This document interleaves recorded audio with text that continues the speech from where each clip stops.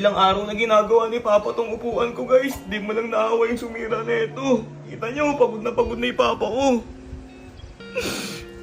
Di tuloy ako makapagpalaro ng 1v1. Nakakaya sa mga dumadayo, di ko mapagbigyan. Yung sumira na ito, sana masaya ka. Yung pagod ng tao. Hanap na lang ako ng gagawa niyan. Kahit bayaran ko na lang, hanap na lang ako ng gagawa. Pinuntahan ko nga si Papa dito kasi hindi ko na kayang tiisin yung pagod niya. Pang, hindi pa ba tapos yan? Hindi pa. Hindi kasi ang pagkasira eh. Ano, kaya mo pa ba? Kaya naman, kaya lang mahirap gawin talaga eh. Kumuha na lang ako na nagagawa eh. Ganun ba? Bayaran na lang. Ito. Yan, ano. Boss, pa-check naman ako kung ano. Kung kaya ba ito hanggang mamaya. Ayan, boss. Ayan, magagawin mamaya. Hanggang mamaya hapon. Pag ako gumawa. So, bali magkano estimate mo yan pag ginawa yan? Kahit 5K na lang, okay na yun. 5K? 5K daw pa?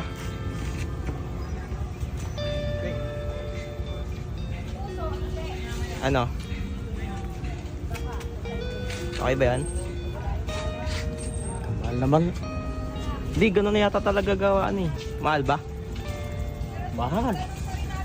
5K eh, okay naman na yun hanggang mamayang hapon eh. 3 araw nyo na ginagawa yan eh. Bakit? Mapera ka ba? Kaya yan. Sige boss. Okay na. Gawin ko na. At ayun na nga guys, talagang pinasadya ko ng ipagawa ng paspasan kasi ilang araw ko na tong hindi mapakinabangan. Di bali nang gumastos basta ang lahat ng ito ay aking mairaos. Habang papalapit ako ng papalapit sa pagiging top 1 global most cube, pahirap naman ng pahirap ang aking nagiging sitwasyon sa ngayon. Isipin nyo, napakaraming gustong makipag 1v1 sa akin pero hindi ko maiharap ang aking saliri sa kanila. Eh kasi nga naman, tingnan nyo yung upuan ko, sirang sira. Pero guys, magugulat kayo kung pang ilan na ako sa top global most cube ngayon. Alam nyo kung pang ilan na, number 40 na ako. Kahit makapasok lang ako sa top 10, pinapangako ko sa inyo, ipapabillboard ko talaga yun. Siguro mga ilang ralo lang to, nasa top 20 na ako. Kayang-kaya kong abutin yun sa loob lamang ng isang linggo. Pero kung ang usapan naman ay top Philippines, pang number 6 lang naman po ako. Syempre, kung tatanungin nyo naman ako sa buong Cavite, ako ang nangunguna. Napakahirap makatungtong sa ganitong estado, pinaghirapan ko to ng husto. O nag-i-invite pa tong si Mizaki, gusto atang magpabuhat sa akin puro kinalaman niya lang na top global ako. Pero pasensya ka na, sa ngayon hindi mo na kita mapapagbigyan iho. Bali ang kasalukuyan ko nga palang rank ngayon ay 161 stars. Hindi naging madali ang pakikipagsagupaan ko sa rank game. Ipapakita ko sa inyo yung history ko. Baka isipin nyo puro panalo lang eh. Minsan hindi maganda yung ralo ko, minsan naman palong-palo. Luz, sumira ng upuan mo. Sinira? Oo. Asan? Pakita ko. Saan ka ka?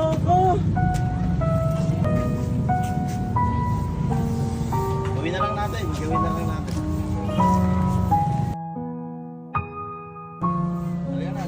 gawin na natin. Tara. Nakaw! Anak ng tete. Katanghali ang tapat nga guys, bumili ako ng CCTV para sana makita ko kapag may dayo sa amin. Good quality po ba to? Ganda yan. Sure ka maganda to te ha? Buksan natin para matry mo. Tignan, pwede buksan? Pwede. Ito ka, para makita natin. Ay, dual camera! Dual camera siya! Ito po ba yung may ikot-ikot? Oo, ganda yung ikot. Ganda yan, subukan mo. Makikita lahat ng ano dito, mga dadayong mga ano, bata at saka matatanda. Sige, ito na, pabalot ako. Okay. Grabe, sa wakas malalagyan ko na ng CCTV yung ano ko guys, pwesto ko ng 1v1. Ay, si kuya ko, Luz, sumira ng upuan mo. sinira? Oo. Asan? Pakita ko. Maganda na sana yung araw ko ngayon guys kasi nga win streak ako kagabi tapos ganito lang pala yung mangyayari. Wala kaming idea kung sino yung gumawa nito at sumira. Ang ka. Di mo nakita yung ano dyan? Hindi.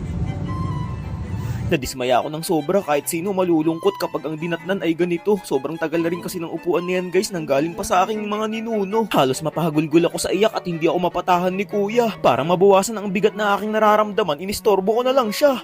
Good, paano muna ako? Pakabit muna akong CCTV. No?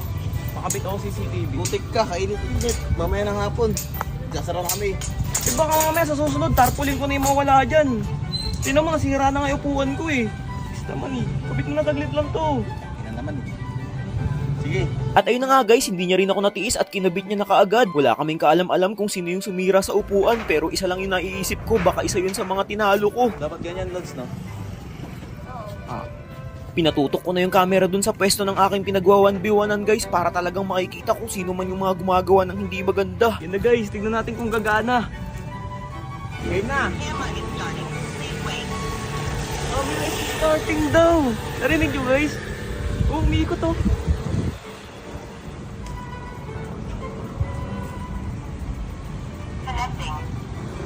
Anis. Ano, okay na? Okay na? Okay na, goods. Lods, halika, papaliwanag ko sa'yo kung dual camera na to. Ito yung isang camera nakatutok dyan. Ito yung sira mong kuwan, no? Hindi na yan nasisira. Tapos itong isa, control natin yan. Pwede natin yan ikot-ikutin. Yan, no? Iharap mo nga doon sa ano ko, sa pwesto ko ng Kahit 1v1. maghanap tayo ng gagamba, pwede yan. Ayun, silip pa. Ay, oo, kita nga. Paano yan pag umulan? Okay lang yan kahit mabasa. Okay lang yan, waterproof yan. Waterproof. May sumisilip. Tingnan ako. Yun, oh. Yun, nagtawag kita na na. ng isang kasama. Oo, yun. Ay, binubutas na tayo. Sinisira agad ah. Ang ginagawa niyo? Akala ko binubutas niyo eh. Nang matapos namin maikabit guys, sakto naman dumating si Papa. Ang upuan ko sa 1v1. Come. Tingnan mo. Sino yung sumira no? Bad trip naman, di ako makapaglaro ng 1v1 eh.